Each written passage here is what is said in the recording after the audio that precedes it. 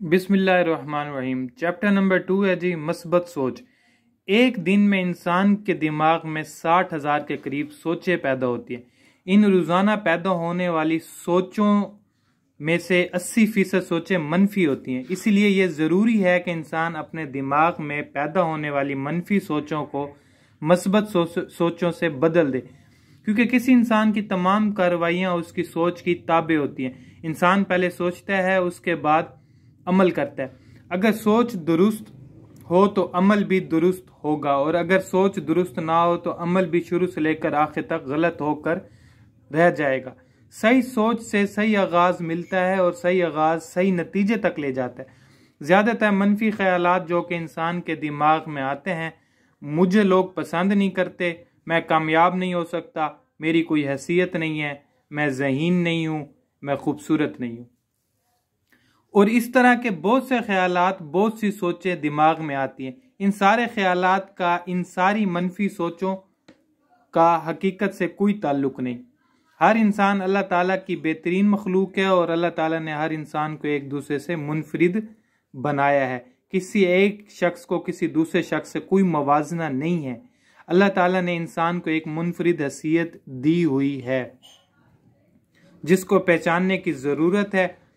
इसलिए जब भी कोई मनफी ख्याल दिल में आएगा तो इंसान को यह सोचना चाहिए कि वो एक मुनफरिद शख्स है और उसको जो वाक़यात पेश आ रहे हैं वो भी मुनफरिद हैं, और इसको अल्लाह ताला ने ये सलाहियत दी हुई है कि वो इन मुनफरिद मसाइल का मुनफरिद हल भी निकाल सके।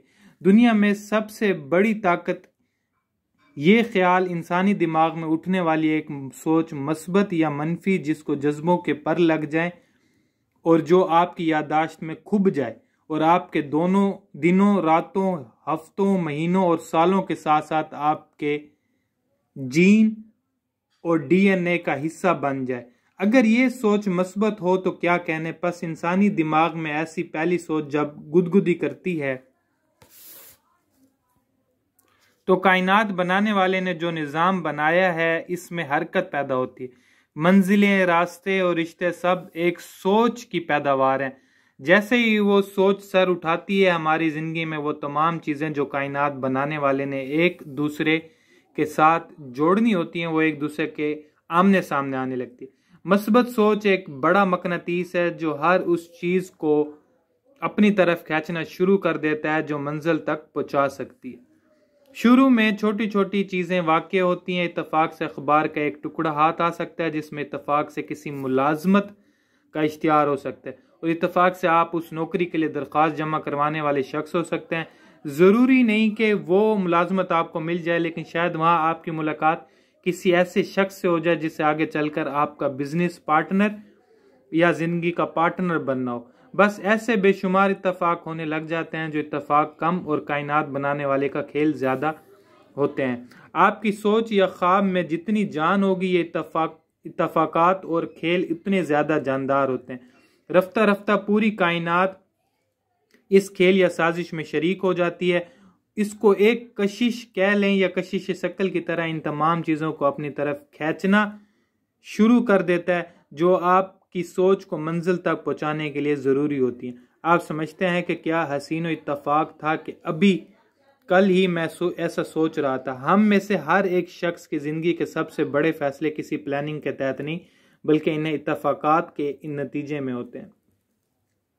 दुनिया की बहुत सारी इजादात इत्तफाक की सूरत में वजूद में आई, ताहम मजे की बात यह है कि ये इत्तफाकात इन इंसानों को ही पेश आए जो बहुत अरसे से किसी मसले के हल का ताकुब कर रहे थे।